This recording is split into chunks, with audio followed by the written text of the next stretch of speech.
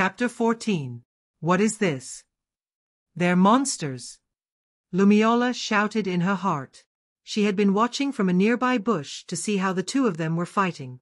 To put it into simple words, she was both scared and astonished. She had never actually seen warriors fight before. She was a spiritualist after all. She spent most of her time living in her tribe's dark elf settlement in the Kulb Mountains and trained with her family and friends. Arnold cut through his opponents with elegant strikes as he moved like the gentle flow of a river. His cuts were both deep and clean. Even now there was no blood on the sword or himself. He looked just as he were before this fight even started. In comparison, Flora fought like a barbarian that just learned how enjoyable it was to use weapons. Her face and body was covered in blood. She used both her body and sword to destroy her enemies. Punches, kicks, charges and so on. The two weren't similar at all, yet both of them fought like magnificent swordsmen. Lumiola had never seen such skills right in front of her. Her mother was also a swordsman, but she couldn't really remember the style she used. It was probably on the same level as these two, if not higher. Strength didn't matter at this point. Both of them were in a league of their own. I should concentrate on infiltrating the leader's office. This street's name was Eugen. It was located right next to the Commoner District. The bad side of the Commoner District, that is. Crime had been high in this area for decades, which was why the nobles decided to leave behind their mansions and live in another part of the city. Most of the gangs came from there. If any gang members were nearby, then it'd take 10 minutes or more before they arrived. As the other mansions on the street were uninhabited, they could use the properties as shortcuts to reach this mansion.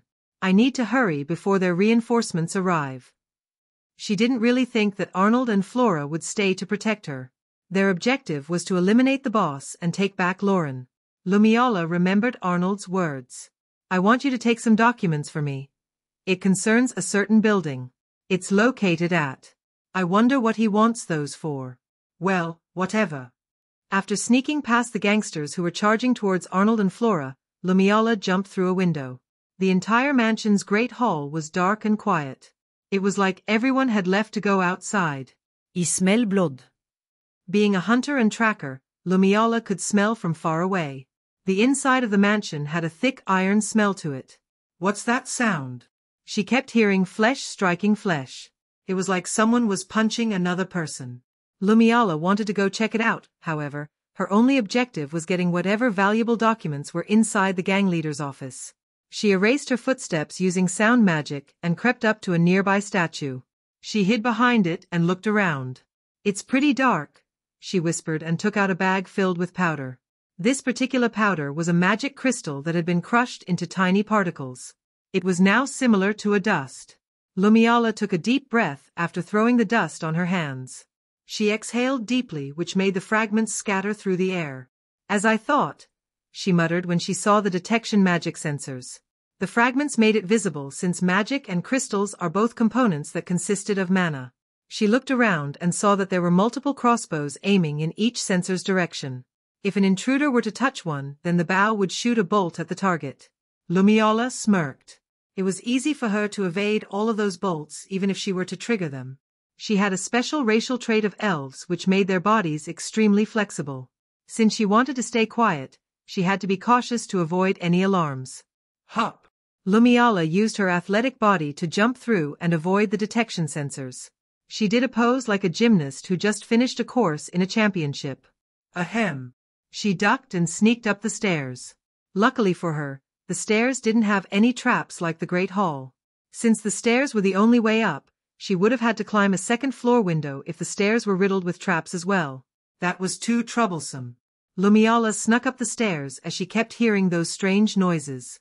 She didn't have the time to check what it was. After arriving on the second floor, Lumiola scattered her spirits in order to search for the office. Doing it herself would take too long, so she had her spirits do it for her. They would only need to signal her using their spiritual link.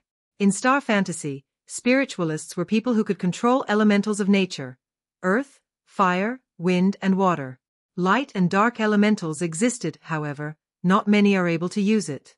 An example of a user of the light elementals would be the Fairy Millennium, a 9th star powerhouse. Spiritualists could also summon the elementals' monarchs. There were stones called monarch summoning stones which were quite difficult to find on the market and expensive. It was worth it though since each monarch was close to level 70. However, summoning monarchs took a toll on the player's overall MP. They would also be stopped from moving until the monarch was done attacking the enemy. They would be vulnerable during a monarch summon. Lumiala could only summon normal spirits since she wasn't that great of a spiritualist. Her elemental nature was wind. Found it. She located the office on the west wing of the mansion. After making sure there were no traps in the hallway that led to the office, Lumiala continued sneaking. Arnold and Flora had just finished with either decapitating or killing the crew members. Flora was covered in blood from head to toe. In contrast, Arnold's suit was just as clean as it was when he put it on this morning. The two were about to take their first step up the stairs when they sensed two presences behind them. Oi, oi. You killed our precious henchman. A remark came from the gate of the mansion. It smells like innards. Did these two really slaughter all these men? Another voice followed. Arnold and Flora turned around and saw two men. One was a muscular man with a bald head, tattoo across the right side of his face and a piercing through his nose. In his hand was a chain and sickle. As a general art of handling one, a person holds a chain in his right hand and comma in his left hand to take aim at the enemy's head, face, shank and forearm to hit with the weight, use the chain to knock off the enemy's weapon, entangle the chain with the enemy's wrist or leg while containing the movements of the enemy and then slashing the enemy with a blade of comma held in the left hand to kill him. The other person was a skinny tall man with a long nose, slanted eyes and gelled hair made into a man bun at the back. He was carrying two daggers by his waist. Great. It's the cannon fodder. Arnold sighed. Whatcha call us, huh? The big one said. He threw the tip of his chain at Arnold. The chain's end was meant for crushing a victim's skull using its weight. Arnold caught it easily. I take it you're Khan and you're Tobias? Ha. Tobias tried pulling the chain back, but Arnold's grip wouldn't budge. It was like the chain was stuck on something. HNNG. The man's muscles bulged as he tried pulling the chain back. He even tried activating his aura. It was still useless. Are your muscles for show? I guess they aren't really useful in a fight, huh? Arnold let go of his sword. It vanished into thin air. You bastard! Similarly, Tobias threw down his weapon as well. Arnold threw the chain he was holding aside. Hand to hand, huh? Arnold chuckled evilly. Tobias silently looked at his brother. His brother nodded and walked backwards. Flora did the same behind Arnold. You're going to die, you little shit. But first, I'm gonna rip that mask off your face. After that, I'ma skewer you into pieces. Tobias jumped on the spot a few times and shook his shoulders. He punched the air a few times before staring back at Arnold. Arnold was suddenly gone. Look down, you idiot! His brother shouted from behind. He did as his brother said and saw Arnold stand there, gazing up at him.